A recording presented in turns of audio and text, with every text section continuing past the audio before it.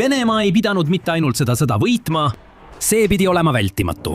Rohkem vägesid, rohkem tulejõudu, rohkem kõike. Ja isegi praegu müüb Moskva ikka veel sama jutu, et Ukraina murdub lõpuks. Aga see on müüt ja Ukraina lammutab selle. Kui Venemaa halastamatu sõda Ukrainaga kestab juba 5. aastat ja lõppu pole ikka veel näha, klammerduvad Kremli ametnikud meeleheitlikult mõtte külge, et nende võit on kohe käeulatuses. Nad arvavad, et kui nad usuvad sellesse edasi ja ajavad seda narratiivi edasi, siis see lõpuks ka juhtub. Vladimir Putin on lubanud jätkata võitlust ükskõik mis hinnaga, jäädes kindlaks oma pühendumusele, vallutada Donbassi piirkond ja saavutada need algsed eesmärgid, mille ta seadis niinimetatud sõjalisele erioperatsioonile juba ammu aega tagasi. Sõja varasemates etappides ei tundunud sellised väited sugugi ebarealistlikud, sest Venemaal olid peaaegu kõik eelised. Venemaal oli suurem armee, tugevam majandus, võim, laskemoon ja varustatus. Ja kuigi sõda on ettearvamatu, on nii suure erinevuse korral ühe ja teise poole vahel väiksemal jõul alati raske vastu pidada vastase pealetungile. Aasia möödudes tundus loogiline ja peaaegu kindel, et Ukraina kaitse kurnatakse ning Venemaa saab samm-sammult kätte vajaliku territooriumi. Ja just see näiski toimuvat. Jah, Ukraina osutus palju kõvemaks pähkliks kui keegi, eriti Venemaa, oli kunagi arvanud, kuid teda kurnati siiski.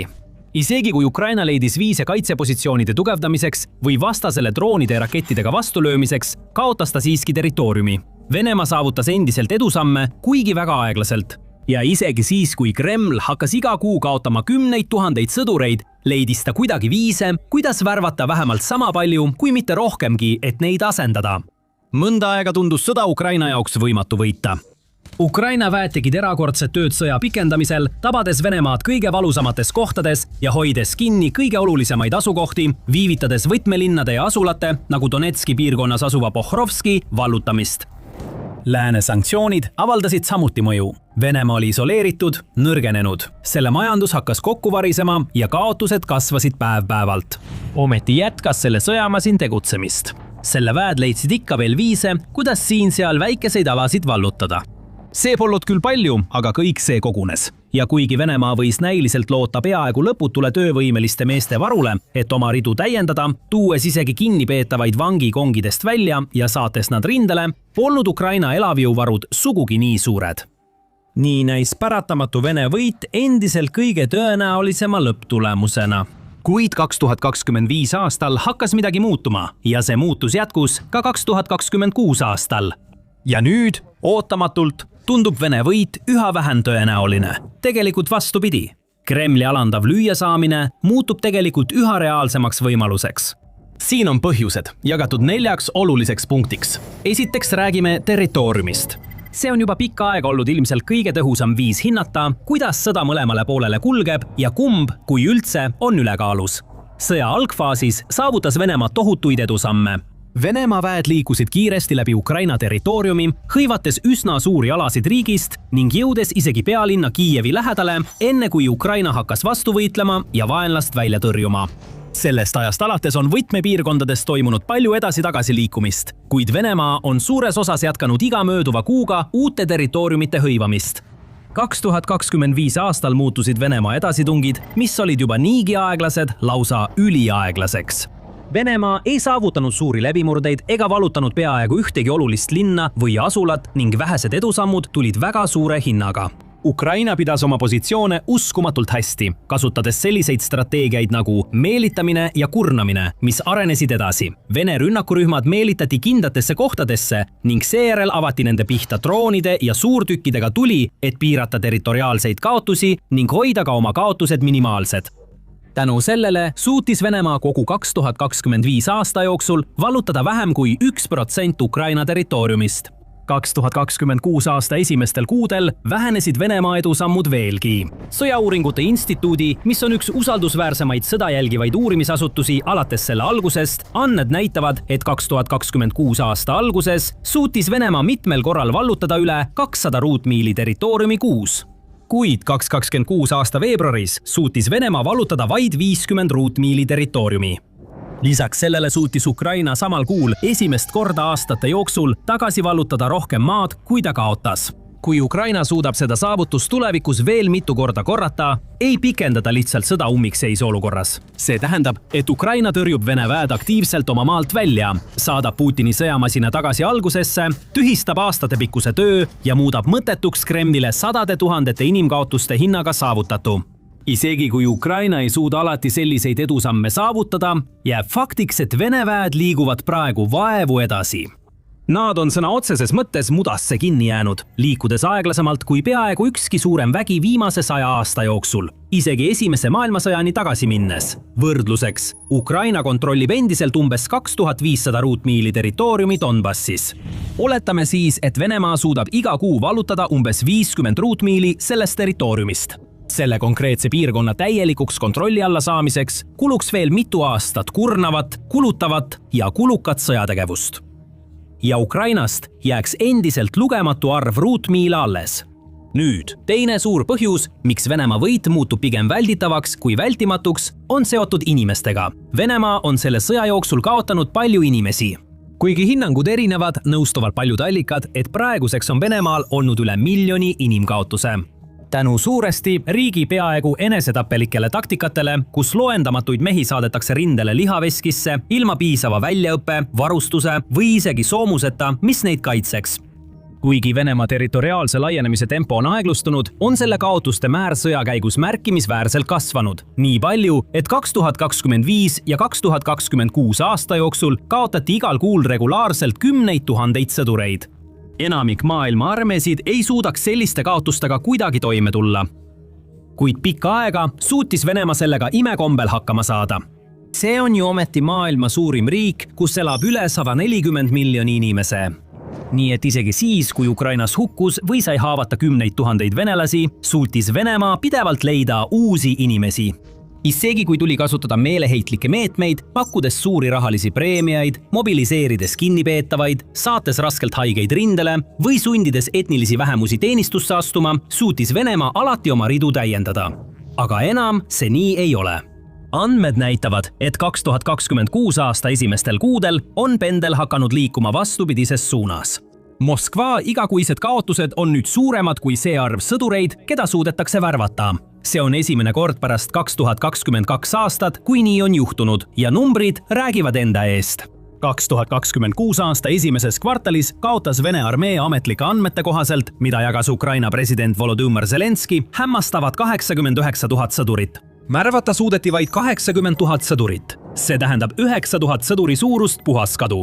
Ja olukord läheb siit ainult hullemaks, sest Ukraina seab 2026 aasta lõpuks ambitsioonikaks eesmärgiks 50 000 Vene kaotust iga kuu. Kuigi Kremlile meeldib varjuda propaganda taha ja teeselda Vene avalikkuse ees, et kõik on korras, ei saa nad tegelikkust eitada. See ei saa põgeneda faktide ja numbrite eest, mis vaatavad neile otse näkku. Ja kui aruandeid uskuda, on Moskva juba paanikas. Kõrged ametnikud otsivad hirmunult mingit lahendust sellele kasvavale probleemile. Näiteks 2026 aasta jaanuaris teatas Kreml uuest värbamiskampaaniast, mille eesmärk oli tuua oma armeesse uusi droonipiloote. Kuid väidetavalt on see jäänud ootustele kõvasti alla. Ühendkuningriigi kaitseministeeriumi ja teiste usaldusväärsete organisatsioonide aruanded viitavad samuti sellele, et Venemaa peab oma vägede täiendamiseks üha enam tuginema palgasõduritele Aafrikast, Kesk-Aasiast ja isegi Põhja-Koreast. Aga enne kui sellesse sügavamalt sukeldume, kui see on selline ülevaade, mida soovid rohkem näha, siis kindlasti telli The Military Show kanal. Me teeme selliseid analüüse iga nädal. Nüüd, selle värbamiskriisi ees seistes, on Vladimir Putin sattunud keerulisse olukorda, kus pole selgeid lahendusi ega lihtsaid väljapääse. Ühelt poolt võiks ta jätkata oma praeguse taktikaga, lootes, et Ukraina ei suuda sellise intensiivsusega sammu pidada ja et kaotuste arv võib hakata vähemalt veidi vähenema. Senikaua saab ta jätkuvalt toetuda palgasõduritele ja teistele meeleheitlikele meetmetele, et kompenseerida oma armee kaotusi. Aga see on suur risk, sest pole mingeid märke, et Ukraina aedlustaks või järele annaks niipea. Tegelikult näib tõenäolisem, et Venemaa kaotuste arv hakkab lähinädalatel ja kuudel veelgi dramaatilisemalt kasvama. Ja kui riik ei suuda oma vägede arvu üleval hoida, saab neil olema uskumatult raske säilitada rindel mingitki intensiivsust. See tähendab, et nende territoriaalsed edusammud muutuvad veelgi aeglasemaks ning nende väed võivad isegi võtmepiirkondades taanduma sunnitud olla, kui Ukraina kogub jõudu ja kasutab ära vaenlase nõrgenenud seisundit. Teisest küljest võiks Putin võtta ette äärmusliku riski ja proovida mingit mobilisatsiooni, sundides sõna otseses mõttes sadu tuhandeid sõjaväika jõudnud mehi registreeruma ja rindele minema. See annaks Vene armeele tohutu tõuke. Kuid küsitlused näitavad, et Vene avalikkus, kellest suur osa on juba niigi üha enam kestva sõja pärast pettunud, ei kiidaks sellist sammu sugugi heaks. Seega on Putinil jäänud lahendamatu probleem. Ja see pole ainus. See viib meid kolmanda olulise tegurini, miks Vene võit muutub üha ebatõenäolisemaks. Tõsiasi, et Ukraina on suutnud tuua sõda Venemaa enda pinnale rohkem kui kunagi varem. Kui konflikt algas, oli paljude jaoks raske ette kujutada, et Ukraina suudab end nii tugeva vastase vastu üldse kaitsta, rääkimata sellest, et leiab jõudu Venemaad tema enda pinnal rünnata. Aasia möödudes hakkas Ukraina maailma üllatama, mitte ainult kaitstes end ja hoides oma positsioone, vaid alustades ka rünnakuid väljaspool oma piire, Venemaa piirialadel ja kaugemalgi. Alguses oli see aeglane ja väike. Siin-seal üksik sabotaažiakt, seal droonirünnak, kuid siis muutusid need rünnakud sagedasemaks. Äkitselt tundsid Venemaa piirkonnad end ebaturvaliselt. Sellised kohad nagu lennuväljad, sõjatööstustehasid, juhtimiskeskused ja naftarafineerimistehased olid Ukraina meelevallas.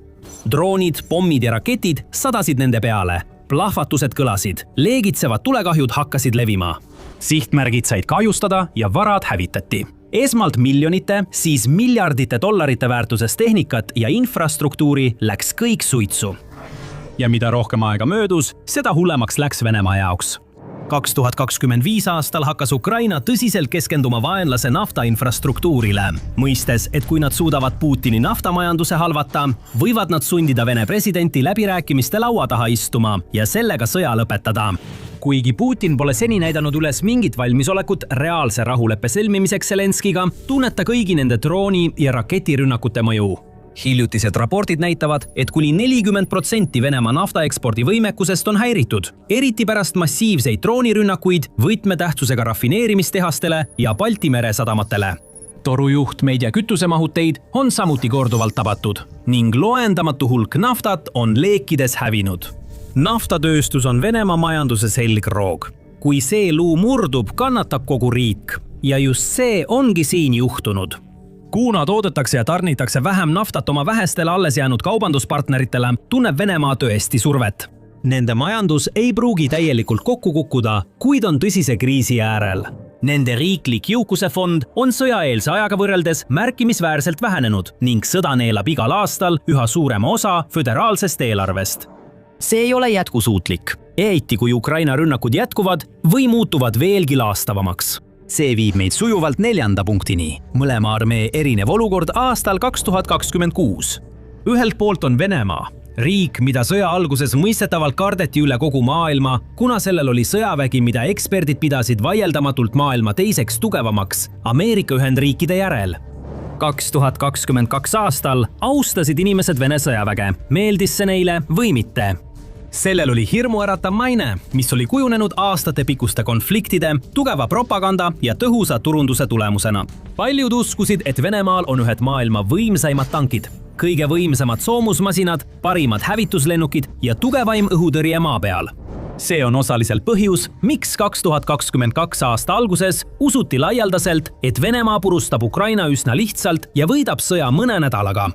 Ukraina oli samal ajal maailmalaval sõjaline kääbus. Tal polnud maailma parimaid tanke, pipptasemel õhutõrjet ega ka mingit tehnoloogilist üleolekut, millest rääkida. Kuid sõja edenedes on mõlema riigi sõjaväed liikunud vastassuunas. Venemaa maine on aja jooksul lagunenud, samal ajal kui Ukraina oma on aastate jooksul terases ja tules karastunud. Esiteks kukkusid Venemaa niinimetatud maailma tipptasemel tankid ja soomukid juba esimesel katsel läbi ega suutnud saavutada neid suuri territoriaalseid võite, mida Kreml oli oodanud. Venemaa õhuväed ei suutnud saavutada õhu ülemvõimu ning tema legendaarne Musta mere laevastik oli sunnitud põgenema ja varjuma pärast seda, kui Ukraina hakkas seda ründama droonide ja rakettidega. Venemaa armee, hoolimata oma suurusest, ei suutnud saavutada ühtegi oma seatud eesmärkidest. Ja paljusid tema väidetavalt parimaid relvi, nagu T-14 Armata tanki, kasutati vaid piiratud ja ettevaatlikult. Väidetavalt võeti neil pärast lühikest kasutust tagasi seoses muredega nende soorituse pärast. Samal ajal, hoolimata sellest, et Ukraina alustas palju nõrgema armeega kui tema vastane, suutis ta saavutada võimatuna näiva. korduvalt rotsis Ukraina kõiki ootusi, hoides vaidlusaluseid territooriume, vallutades tagasi kaotatud alasid, tabades oma vaenlast ootamatult ning ehitades üles ühe Euroopa parima kodumaise kaitsetööstuse. Ukraina omandas droonisõja kunsti, ületades oma vaenlaste taktikaid ning kasutades seda uut eelist sadade tõhusate löökide andmiseks vaenlase positsioonidele ja taristule. Ja Ukraina arendas rakette, millest on saanud suure osa maailma kadeduse objektid nagu Neptuun ja kaugmaarakett Flamingo, mis võeti kiiresti kasutusele ning mida on juba kasutatud sihtmärkide tabamiseks 2026 aastal.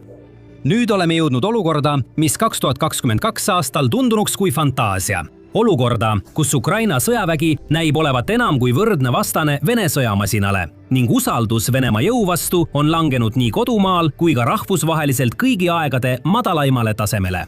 Mitmed riigid, mis on ajalooliselt lootnud Venemaale soomustehnika, relvade ja laskemoona tarnimisel, on hakanud neist lepingutest taganema ja otsivad nüüd alternatiive.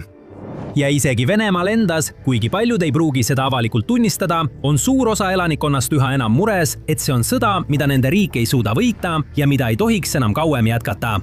Tõepoolest, hiljutine küsitlus näitas, et 67% venelastest, mis on rekordiliselt kõrge näitaja, arvasid, et on aeg alustada rahuläbirääkimisi ja lõpetada konflikt. Teine küsitlus, mida jagas riigile kuuluv meediaagentuur TASS, näitas samuti, et 75% venelastest usaldab täna Putinit. Kuigi see võib tunduda kõrge, on see tegelikult madalain tase alates sõja algusest ning on väga tõenäoline, et need arvud on liialdatud, arvestades TASSi mainet Kremlit toetava propaganda avaldamisel. Kõiki neid tegureid kokkuvõttes on Venemaa kõige halvemas olukorras, kus ta on olnud aastakümneid. Nende armee edeneb vaevu. Nende kaotused kasvavad hüppeliselt, värbamine ebaõnnestub, maine on purunenud, majandus on kriisis ja rahval pole enam mingit usku, et see kõik kuidagi laheneb. See kõik ei tähenda, et sõda oleks kohe lõppemas, sest Putin on erakordselt jonnakas mees ja jätkab oma vallutustega hoolimata kõigist kuludest. Tundub, et ta on valmis kogu oma riigi põhja laskma, et meeleheitlikult ja edutult oma mainet päästa. Kuid samal ajal, kui tema keeldub tõsiasju tunnistamast, hakkab ülejäänud maailm aeglaselt reaalsusele silma vaatama. See sõda ei lõppe tegelikult ainult ühel viisil. See ei vii aeglaselt, kuid kindlalt vältimatu Venemaa võiduni ja täieliku Ukraina kokkuvarisemiseni. Vastupidi, nüüd tundub, et see liigub hoopis vastupidises suunas. Kunagine võimas Venemaa näib nõrgem kui kunagi varem ja vapper outsider Ukraina ületab ootusi, nagu kunagi varem pole nähtud.